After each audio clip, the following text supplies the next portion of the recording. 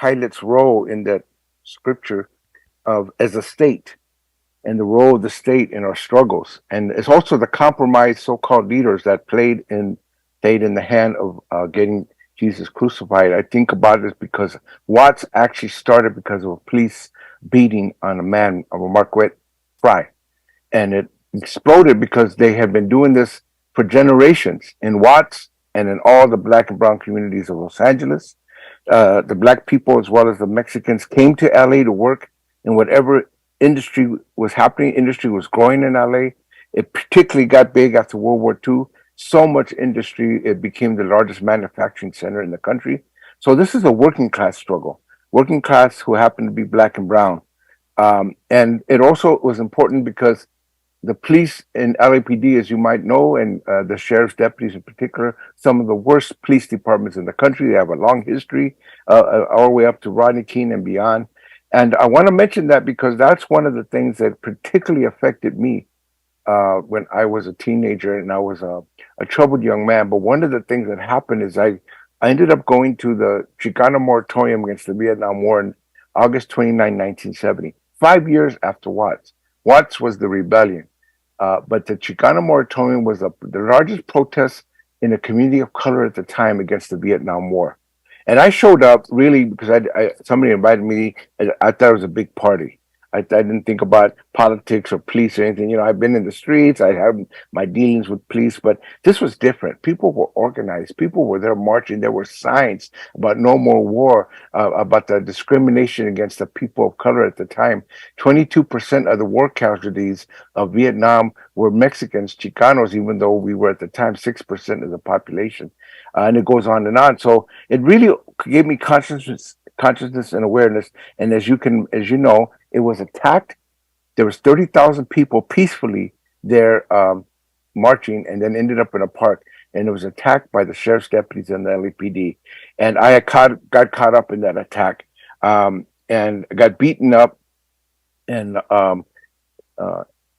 arrested. But also, they had arrested like hundreds of people, but they let everybody go within 2 or 3 hours, except for a handful of us. We were put into murder's row. I was one of them. They were going to charge us for the murders of people that police started to kill.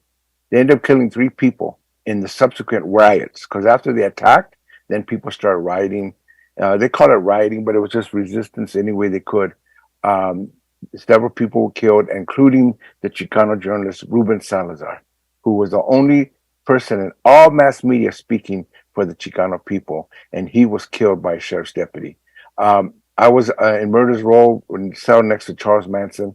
They were going to throw us away. The only reason we ended up not getting charged, even though I was there for several days and several nights, the only reason we didn't get charged is because the activists had took pictures. There wasn't videos, it was Super 8, whatever it was, and cameras of what was happening, and they only showed the police killing people. So they really couldn't charge us. But the damage had been done. I had already become now open to political understanding and orientation. And sure enough, I got involved in political circles, study groups, and got involved in organizing on a higher level. And unfortunately, I was still in and out of the streets. And I have to mention this next thing that happened because it was very important. Was when I was 18 years old, I was already beginning politicized. I was already changing. I was already getting out of the hard-nosed drugs and violence. I was already fighting for peace between the barrios because there was so much violence between these gangs.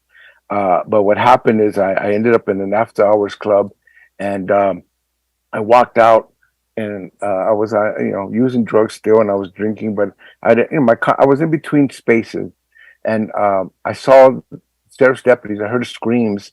And sheriff's deputies were beating this young Chicana woman, in her maybe mid-20s, on the ground. She was already handcuffed, and they were kicking her.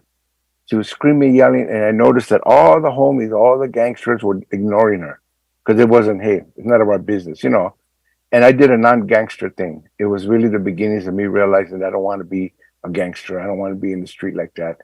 I decided to step up in her defense. It was just impulse. It wasn't anything I thought of. It just I couldn't stand her getting beat up, the sheriff's doing it, nobody stopping her. I stepped up, and of course, it proved to be they ended up attacking me.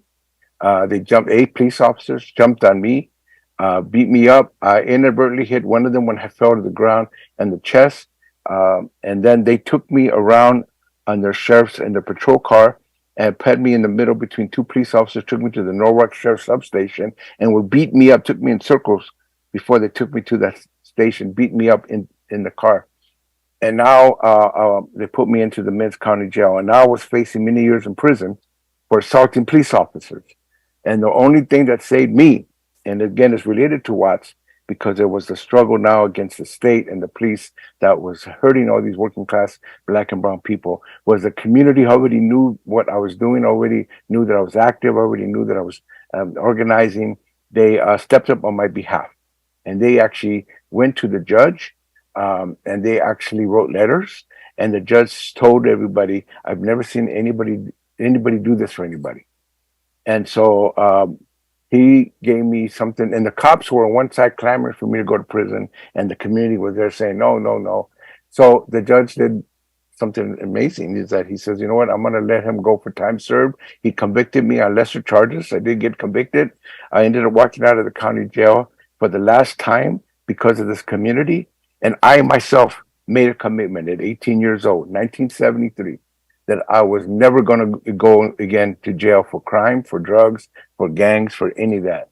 That if I was going to go to jail, it was going to be for fighting for justice, to stand up the way that story shows Jesus stood up, to rebel, and for the real dignity and for the revolutionary changes we needed to have in our country. And I've been doing that ever since, for over 50 years, since 1973. So I just want to relate to that, how Watts kind of gave me that spirit, that struggle, that knowing that Watts stood up, that we all need to stand up. I learned, though, we need to do it organized. We need to do it with a lot of study and understanding. We need to do it with others. We need to do it collectively. That's the way that we will change this world. Thank you.